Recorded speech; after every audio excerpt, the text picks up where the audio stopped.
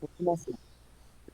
O orientador ressalta o fato de que, quanto mais impressionável e temeroso for o médium, além de se mostrar incapaz de mobilizar o seu potencial afetivo em forma de preces e de radiações mentomagnéticas a favor dos espíritos imperfeitos, certamente maior será o seu grau de angústia e aflição em consequência do envolvimento fluídico com os espíritos selecionados para o atendimento a ser dispensado no dia da sessão mediúnica.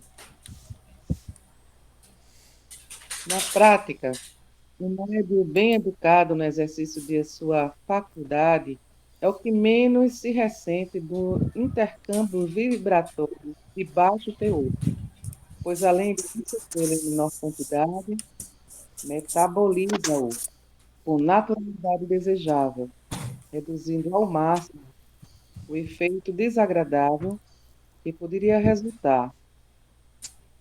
Nesse caso, prevalece o teor individual de harmonia, Harmonia. de harmonia fluídica, passível de ser expandida em favor da entidade carente de auxílio. Algum comentário, gente? Vou É continuar. necessário um comentário aí, Sim, porque passaram várias informações. Volta um pouquinho, Silvio, por favor. Nessa parte quando ele fala em metabolizá-lo, esse metabolismo energético, né? O médium tem como condição de absorver e fazer uma modificação, digamos assim, nessas energias que estão adentrando no seu campo. Isso aí realmente é muito interessante, porque dependendo de como o indivíduo está na sua rigidez, né, energética, com a sua capacidade energética fortalecido, certos graus de energia não vão, digamos assim, prejudicá-lo de uma certa forma. E essa última frase, que está inclusive marcada aí embaixo, até depois de harmonia, subir um pouquinho para aí, onde ele diz assim: nesse caso, prevalece o teor individual de harmonia fluídica, passível de ser expandida em favor da entidade carente. Então, você veja que essa questão da expansão da energia também faz parte de um trabalho, de um exercício que nós executamos. Nós vamos aprendendo ao longo do tempo a nos fortalecer energeticamente, que é o primeiro movimento, e o segundo, que é esse, a nossa expansão de energia para a determinada pessoa, determinada entidade. Então, isso faz parte dessa metodologia de você aprender o manuseio, a manipulação dessas energias próprias. À medida que você vai se tornando mais proficiente, e essas reuniões de vibração favorece muito esse aprendizado, que a gente vai nos fortalecendo energeticamente, e ao mesmo tempo que, num determinado momento, que a gente está se sentindo bem energeticamente, a gente começa a expandir para uma determinada localidade, para uma determinada pessoa ou agrupamentos e assim por diante. Isso é fundamental, esse tipo de coisa, porque cada um pode fazê-lo individualmente, né? Esse é um trabalho muito importante que nós podemos realizar. Quer dizer, então não basta você saber, né? Não é só o conhecimento. Se não tiver uma sintonia harmônica, a coisa pode funcionar para um lado ou para o outro. Né? Exato. Exato. E por isso que esse trabalho ele é todo pautado na oração. A oração que você faz. Não? Quando você faz a oração, você já começa a alterar todo o panorama interior. Né? Mesmo ainda, como todos nós apresentemos algumas deficiências, mas não tem problema, vamos em frente. A gente vai fazendo que com o tempo a coisa vai se consolidando. Não é um curso de uma semana, não. É um curso de longos anos, de trabalho, de perseverança. É assim que vai. De longos anos e reencarnações, né? Também. É muito aprendizado, né? É de longos anos em cada etapa. É verdade. Segundo dizem os benfeitores, muitos de nós já fizemos vários cursos para chegar neste ponto onde nos encontramos, né? Foi agora dessa encarnação, não. É um negócio que já vem andando. Com certeza, porque até ontem eu acho que era uma pedra. Pois é. É só isso mesmo.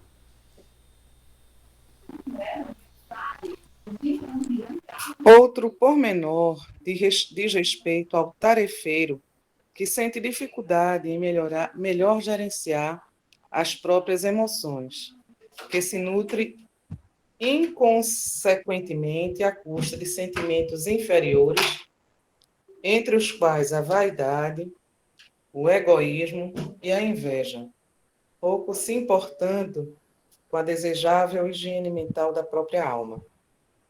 Este é mais suscetível de se ressentir com pseudo-enfermidades em decorrência da absorção de fluidos deletérios provenientes das entidades desequilibradas, as quais habitualmente lhe compartilham as ideias. Se alguém Posso? perguntar... Oi? Oi. Sim. Essa coisa quando fala da vaidade e tudo, eu dos, dessa questão do cuidado com isso, eu sempre falo, né, que eu nasci em berço espírita, né? E eu muito cedo, muito cedo, com 15 anos eu fui para grupos, muito nova, eu fui em grupos mediúnicos e tudo. Porque, assim, eu sempre falo assim, diziam que eu era médium, aí eu nunca sei se eu sou ou não, nem nada. Depois, com um tempo, eu percebi assim, uma vaidade muito grande dentro desses grupos. Era aquela pessoa que falava melhor, sei lá, eram umas coisas assim, bem interessantes, assim. E as reuniões eram... Mas tinha um quê de vaidade, e que eu acho extremamente preocupante isso na mediunidade. Às vezes as pessoas, essa coisa de, né, sei lá, eu não sei, eu sei que a vaidade me assustou. E aí eu abandonei, eu saí do grupo, eu saí do espiritismo, saí da onde eu frequentava, levei anos fora, anos e anos, e tô voltando agora com vocês, porque aquilo me assustava, aquilo dos grupos, assim, e uma certa animosidade entre as pessoas, às vezes, leve. Eu não estou falando assim, não era um julgamento assim, mas era uma coisa sutil, sabe? Daquela pessoa, daquele que era psicografava muito bem, ou daquele que era psicofonia ótima, ou que falou, e terminava, olha, como é que foi isso, como é que foi aquilo, e aquilo foi, como eu entrei muito nova, assim, eu comecei assim, mas não é essa, não era mais aquilo que eu queria por causa disso, que eu virava e falava assim, gente, não era o mais importante, né? E eu vi uma certa vaidade, assim, e consequentemente esses outros, né? É vaidade, inveja e não sei o outro que eu não estou enxergando. Egoísmo. Mas egoísmo. Eu vi isso dentro dos grupos em casa espírita, assim, em grupos de desenvolvimento mediúnico, de desobsessão. Eu vi algumas coisas assim. E isso me afastou por muitos anos. Você está certa, existe isso de verdade. Isso denota ainda a imaturidade de alguns componentes do grupo. O grupo sempre é muito heterogêneo, muitas dificuldades e tal, então é preciso que as pessoas dentro do grupo saibam lidar com essas situações que todos nós já enfrentamos esse tipo de comportamento dentro das casas espíritas aqui no Brasil. E certamente ainda existem pessoas que têm essas condições assim ainda precárias nesse sentido. Todos nós temos de alguma forma. A gente procura se policiar, a gente procura ter o cuidado, não exceder nas questões, especialmente do elogio, fazer aquele incensamento, o maior do mundo da pessoa, que é fulano, isso e aquilo, não. É uma pessoa comum num determinado momento que tem uma tarefa importante que vai executar. Oremos para que essa pessoa execute com proficiência e devotamento até o final de sua jornada, porque é também muita responsabilidade. E às vezes a pessoa realmente se envolve com determinadas ondulações mentais e tudo isso, e pode realmente jogar por terra um grande projeto espiritual aqui de recuperação. Isso é verdade. Graças a Deus que você agora está conosco, estamos estudando juntos, sofrendo da sua presença muito agradável. Sim. Tem um livro que fala muito bem sobre isso, né, que é Aconteceu na Casa Espírita, que conta justamente porque essas coisas, na vaidade, o egoísmo, a inveja, é o que mais frequente é utilizado para destruição não só de médios, mas das próprias casas espíritas em si.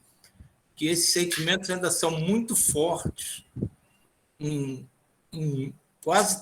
praticamente todos os encarnados e desencarnados desse orbe. Faz parte do orbe esses sentimentos ainda mais negativos. Por mais que a gente trabalhe, às vezes a gente dá uma escorregada também. Isso é muito utilizado. Por isso você vê muitas vezes médiums ou trabalhadores, mesmo sem uma mediunidade extensiva, se arrepiarem todo quando são elogiados ou quando enaltecem muito alguma coisa que eles realizaram, ou alguma faculdade mediúnica que eles têm, porque é um medo muito grande de cair na esparrela da vaidade, da inveja entre os médios, entre os trabalhadores, sabe? Que fulano faz mais do que ciclano. Poxa, a mediunidade de ciclano, Beltrano é excelente, olha como ele dá comunicações maravilhosas. Isso ainda é uma coisa muito complicada no nosso meio. E você vai ver muitas pessoas que você vai encontrar que chegam a ser duras quando são elogiadas e as pessoas não entendem. Mas esse é um profundo medo que eles têm de cair de novo em alguma coisa que eles sabem que já fizeram intimamente parte deles. Essa coisa é realmente a vaidade coisa. Uma outra coisa também que eu tenho que falar essas experiências, há pouco tempo, dentro de uma casa espírita, tudo aqui em Brasília, né? Casa espírita kardecista mesmo, né? Aí tinha uma médium, que era a médium, né? Recebia cartas de pessoas que tinham falecido, e muita gente envolvida. E aí me convidaram, eu fui, e chegou lá, tal, vai. Aí veio uma carta do meu pai pra gente. Eu sou muito São Tomé, gente, para confiar nas coisas assim, às vezes. Aí eu peguei a carta, parte da família ficou muito emocionada.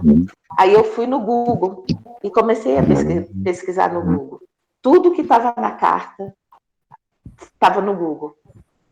E foi triste, né? Porque assim, foi uma decepção muito grande. As pessoas no começo, porque a pessoa se deixava o nome das pessoas e voltava, sei lá, 1, 2 dias, sei lá, um tempo depois, né? E aí, hoje recebeu a carta de fulano, aí da pessoa que desencarnou, né? E aí eu fui lá no Google, inclusive os erros, porque tinha erros de data. Eu peguei o nome, porque assim, tinha erros de data que na carta, na pseudo-carta, dizia que era de tanto e não era. E ali ali estava no Google. Aí, assim, eu voltei lá, né, para ver. Gente, me deu uma tristeza. Eu chorei lá, porque aí eu vi a emoção que todo mundo estava dentro dessa reunião. As pessoas todas envolvidas, e aquilo não era verdadeiro, né? Aí eu fui na federação aqui, na federação não, minto. Eu fui numa pessoa que era da federação, mostrei a carta recebida e as provas que eu tinha tirado, não tinha feito, e aí eu levei.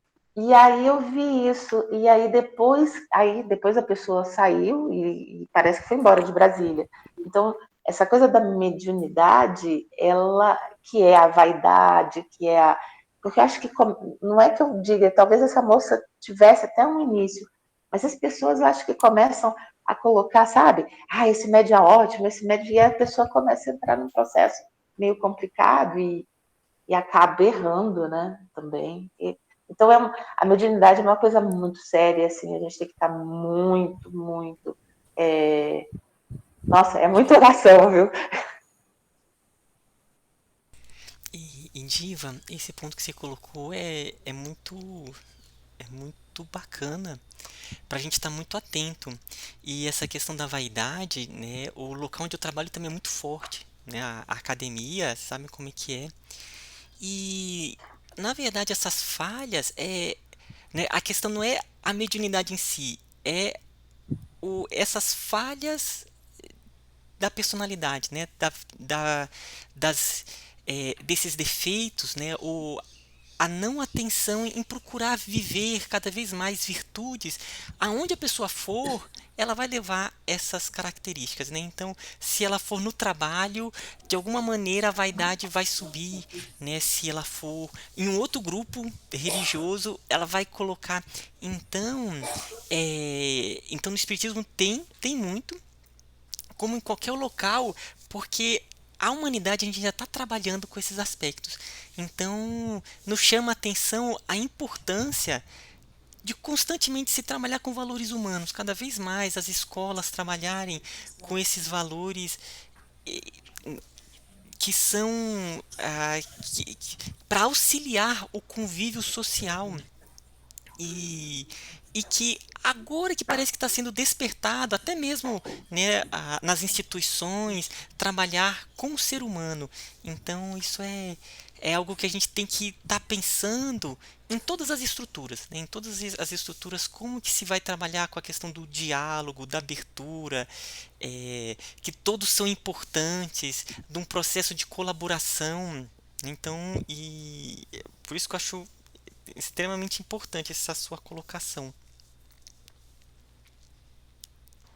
Uma questão que eu penso também é que essas falhas existem em todos os lugares, né? Como você fala, qualquer religião. E eu costumo dizer que eu acredito em tudo, até que me provem o contrário. E aí, às vezes, né, por exemplo, você dá uma ajuda na rua e fala, você não tá vendo que ele tá enganando e tal. Eu falo, a minha intenção é a melhor, a dele é a dele. E assim, se essa carta foi boa para essas pessoas, com certeza elas alimentaram ali um sentimento bom. Essa pessoa que fez isso é que vai arcar com essas consequências, né? Então, é excelente, né, você ter, porque você não enganou, né? E você foi, tomou uma atitude e tal, e corrigiu o processo da pessoa, né? Porque quem acredita, quem tem os melhores sentimentos, eu vejo isso na religião católica, nas outras religiões, que às vezes acontecem coisas, né, que falam que são pesadas e tudo, que as pessoas não têm conhecimento, graças a Deus não têm conhecimento, continuam com a sua inocência e vivendo, né, dentro dessa pureza e vivendo o que traz benefício para si, né? Agora, realmente a responsabilidade de quem comete o erro, ele é que vai ter que prestar contas depois, né? E a É, gente tem que ter sempre em mente que o ceticismo é uma coisa boa até certo ponto. Quando ele vira obsessão, isso começa a causar problemas, porque você passa a não acreditar absolutamente em nada. E tudo você procura sempre a próxima prova. Isso eu já vi acontecer em algumas situações. A pessoa era tão cética que não acreditava absolutamente nada que você podia apresentar a prova que fosse. Ele estava sempre procurando a próxima prova para tentar provar que aquilo estava errado. Então, é uma situação que tem que ter muito cuidado também em relação a isso. Eu concordo muito com... Eu penso exatamente como a Neuza falou. Se a coisa está certa ou está errada, vê o efeito que ela fez, mas quem vai pagar as consequências daquilo é o executor daquela coisa. Eu posso até concordar ou não concordar, mas a responsabilidade é de quem fez. Mais uma pergunta. Mas e dentro da casa espírita? Foi um questionamento que eu fiz, porque a questão da a mediunidade, tudo, que é tão já questionada, em que as pessoas colocam tantas coisas assim, e você pensar que está vendo isso. Eu sei, eu assisti muitas pessoas que ficaram extremamente emocionadas, que ficaram envolvidas com aquelas coisas todas lá, e por isso acabou que a gente se envolveu também, mas assim, me questiona, tanto que assim, eu não fui lá, eu fui e avisei para o pessoal da federação, ó, tá acontecendo isso, o que é? É interessante, não sei, né? E a primeira coisa que foi falado, as pessoas ficaram com dúvidas se eram espíritos que estariam fazendo com que aquela pessoa estivesse se enganando, alguma coisa assim. Isso me deixou meio chocada. Eu estou aqui colocando porque a gente está tratando a questão de mediunidade e tudo. Porque eu não era bem um ceticismo, mas eram coisas tão grosseiras, erros tão grosseiros, e aí eu fico assim, dentro de uma casa, né? Como conduzir isso, então? Porque você sabendo que aquilo ali não é o verdadeiro. Como o Ismael falou, isso acontece independente de ser na casa espírita, você vai encontrar isso em todas as religiões, em todos os ramos de trabalho. Isso é inerente do ser humano. Você tem que tratar com a verdade, é óbvio. Isso aí não tem outra saída. E quando eu falei o negócio do ceticismo, não pensei nem nesse caso específico, não. Pensei em outros casos, como aquele... Todo mundo deve já ter ouvido falar ou conhece, aquele padre Quevedo, que passou a vida dele a querer provar que tudo que se falava em relação ao espírito era mentiroso.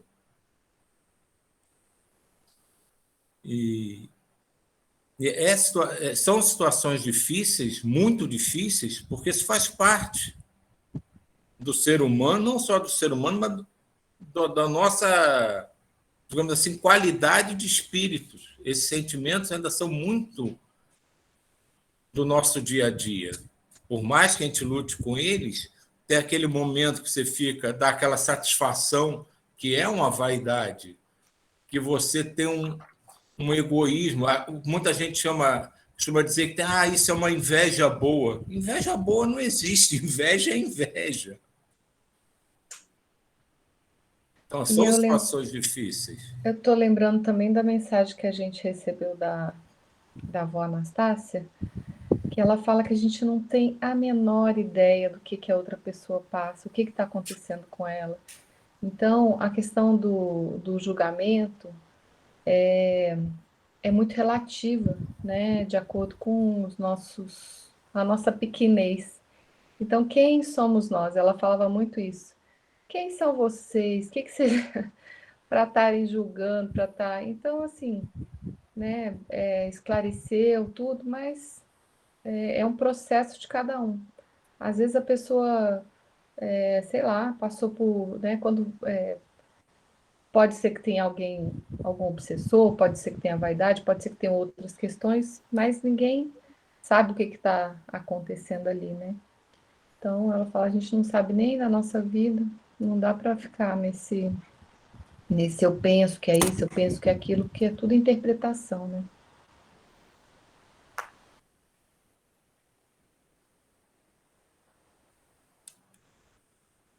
Vou continuar. Outro pormenor diz respeito ao tarefeiro que sente dificuldade em melhor gerenciar as próprias emoções, que se nutre inconsequentemente à custa de sentimentos inferiores, entre os quais a vaidade, o egoísmo e a inveja, pouco se importando com a desejável higiene mental da própria alma. Este é mais susceptível de se ressentir com pseudo-enfermidades em decorrência da absorção de fluidos deletérios provenientes das entidades desequilibradas, as quais habitualmente lhe compartilham as ideias. A gente leu essa parte já, não foi? Uhum. Se alguém perguntasse qual a razão de um indivíduo. Ai. Se alguém perguntasse qual a razão de um indivíduo reencarnar com a predisposição orgânica característica da mediunidade ostensiva, certamente uma resposta convincente seria aquela formulada pelo instrutor Lancelin: concessão misericordiosa da divindade, para que o sujeito possa romper os grilhões que o algemam à casa mental contaminada pelo egoísmo. A propósito, relembramos oportuno alerta no qual se destaca a importância da tarefa regeneradora exercida pelos médios. Haverão de compreender, no momento devido, que muitas de suas vítimas, comparsas de antigas aventuras ou afetos que ficaram para trás, retidos nas teias da ignorância ou da insensatez, foram programados para receber os benefícios espirituais por meio de suas faculdades, que se lhes oferecerão como bálsamo e alento de esperanças para as dores que experimentam.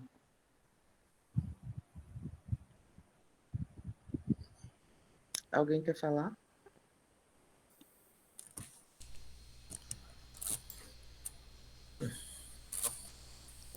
Acho- Então, eu sei que o Silvio, né, a gente já vai parar agora. Eu vou só falar uma coisa bem rápida nessa parte. O quanto é interessante essa frase do projeto Manuel Filomeno de Miranda, né, no Vivência Mediúnica, sobre essa questão do médium, antes de reencarnar, ele está vindo com a mediunidade exatamente para trabalhar vários dessas, né, essas vítimas comparsas de antigas aventuras ou afetos. Então, uma das missões é todo esse bolsão kármico ligado a ele, que ele vai receber, que às vezes ele nem sabe que é ligado a ele, mas que ele vai estar recebendo. Isso é muito importante também ter essa visão da mediunidade no sentido do próprio auxílio e auxiliando a esse grupo que ele tá ligado, sabe?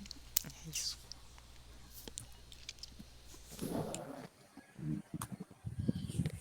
Ok.